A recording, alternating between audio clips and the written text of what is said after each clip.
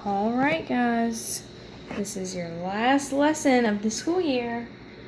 We're going to be finding simple probability, which means the probability of one thing.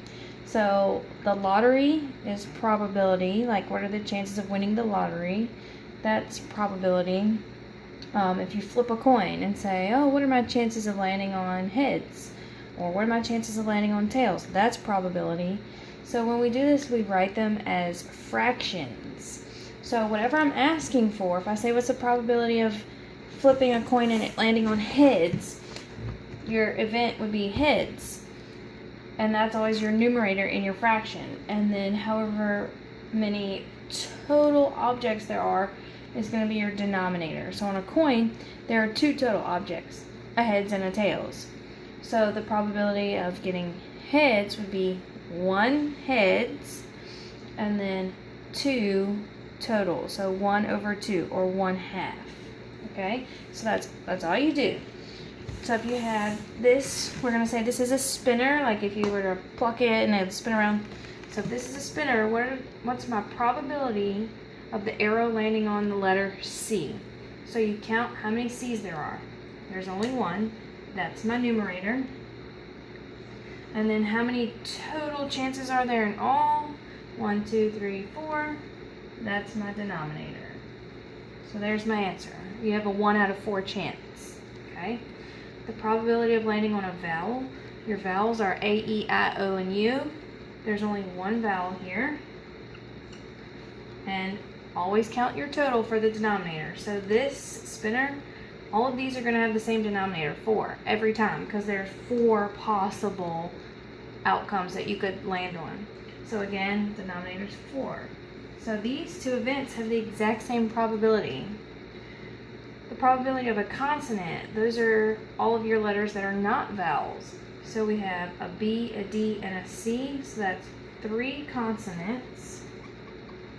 And we still have 4 total options. So that probability is 3/4. That's how simple it is, okay?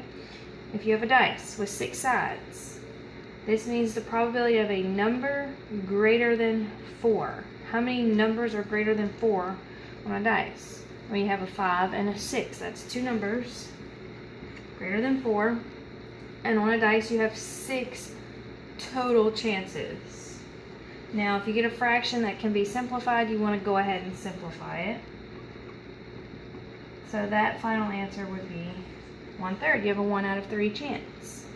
What's the probability of an odd or an even? Well, how many odds or evens are there? There's 3 odds.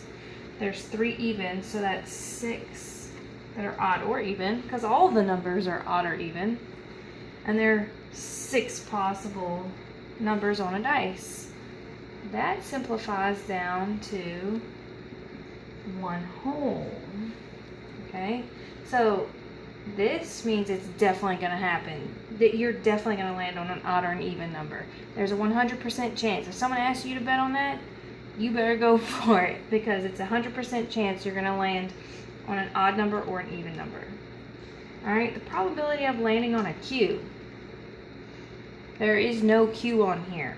So if you see something that's not even part of your object, your answer is just 0. Not going to happen ever. You're never going to land on a Q on a dice that doesn't have a Q. Okay? If you have these letters, what's the probability of getting a vowel? So you count your vowels. You have an A and an O. That's 2 vowels. And then all the total letters, 1, 2, 3, 4, 5, 6, 7. So your chances of getting a vowel are 2 out of 7. Probability of getting a consonant would be 1, 2, 3, 4, 5. There are still 7 total letters, so your chances are better for a consonant. You have 5 out of 7. Okay, so simple probability is pretty simple. I hope you guys end your school year on something easy. I really miss you. Hopefully we'll see you soon, and have a happy summer. Love you guys.